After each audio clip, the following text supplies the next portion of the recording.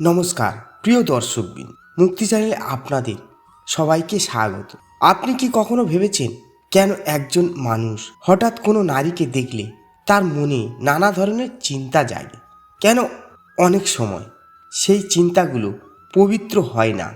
কেন একজন ভালো মানুষও কখনো কখনো নিজের মনের কাছে পরাজিত হয়ে যায়? এটা কি শুধু পাপ, নাকি মানুষের মস্তিষ্কের স্বাভাবিক প্রবণতা? শাস্ত্র এ বিষয়ে কি বলে? মনোবিজ্ঞান কি ব্যাখ্যা দেয়? আজকের ভিডিওতে আমরা জানব মানুষের মন, ইন্দ্রিয়, কামনা এবং আত্মনিয়ন্ত্রণের গভীর রহস্য।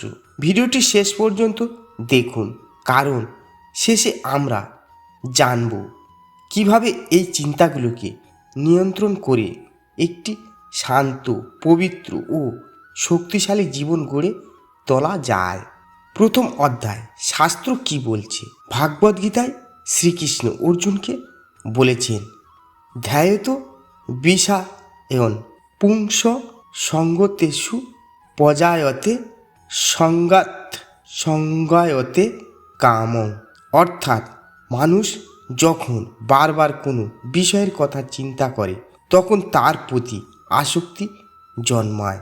আসক্তি থেকে কামনা, কামনা থেকে ক্রোধ এবং ক্রোধ থেকে বুদ্ধি নাশ ঘটে। এখানে লক্ষ্য করুন, শ্রীকৃষ্ণ নারীকে দোষ দেননি। তিনি বলেছেন বিষয়ের প্রতি আসক্তি সমস্যার মূল। একজন নারী একজন পুরুষের কাছে আকর্ষণীয় হতে পারেন, আবার একজন পুরুষ একজন নারীর কাছেও আকর্ষণীয় হতে পারেন। শাস্ত্রের দৃষ্টিতে সমস্যাটি মানুষ নয়, অনিয়ন্ত্রিত মন। দ্বিতীয় অধ্যায়, মন কেন এত অস্থির? উপনিষদের মানুষের দেহকে একটি রথের সঙ্গে তুলনা করা হয়েছে। আত্মা হলেন রথের যাত্রী, বুদ্ধি হলো সারথি, মন হলো লাগাম, ইন্দ্রিয়গুলি হলো ঘোড়া। যদি ঘোড়াগুলো নিয়ন্ত্রণের বাইরে চলে যায় তাহলে রথ দুর্ঘটনার শিকার হয়। আজকের যুগে মোবাইল, সোশ্যাল মিডিয়া, সিনেমা এবং বিজ্ঞাপন মানুষের মনকে প্রতিনিয়ত উদ্দীপ্ত করছে, ফলে মস্তিষ্ক সবসময় নতুন উত্তেজনা খুঁজছে। তাই অনেক সময় একজন মানুষ বাস্তব কাউকে দেখার আগেই তার মন নানা ছবি ও কল্পনা ভরে থাকে। দ্বিতীয় অধ্যায়, মনোবিজ্ঞান কি বলছে? মনোবিজ্ঞানীরা বলেন মানুষের মস্তিষ্কে পুরস্কার বা রিওয়ার্ড সিস্টেম রয়েছে। যখন আমরা এমন কিছু দেখি যা আমাদের কাছে আকর্ষণীয় মনে হয়, তখন মস্তিষ্কে ডোপামিন নামক একটি রাসায়নিক পদার্থ নিঃসৃত হতে পারে।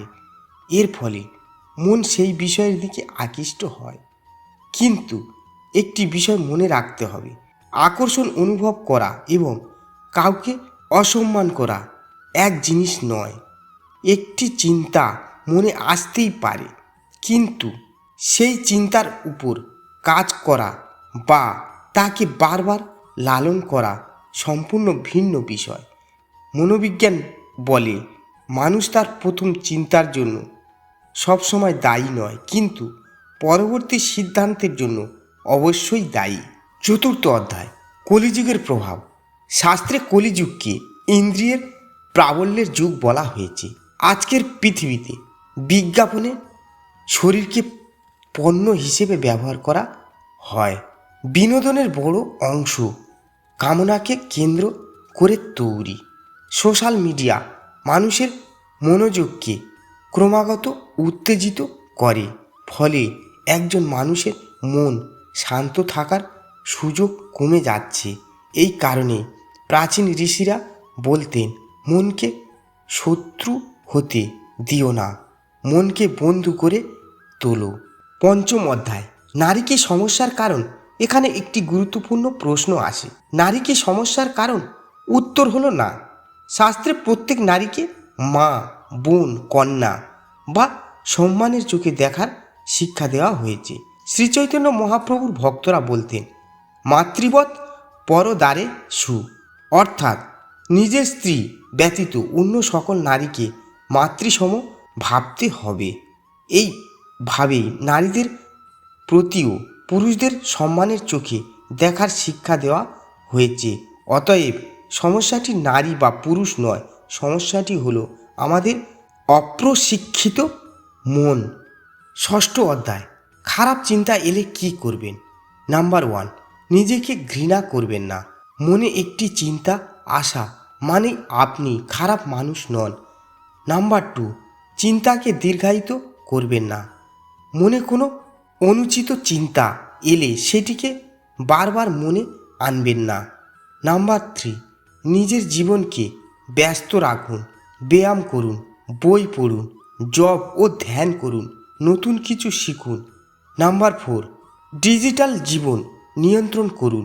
আপনি প্রতিদিন যা দেখছেন সেটাই ধীরে ধীরে আপনার মনের খাদ্য হয়ে উঠছে।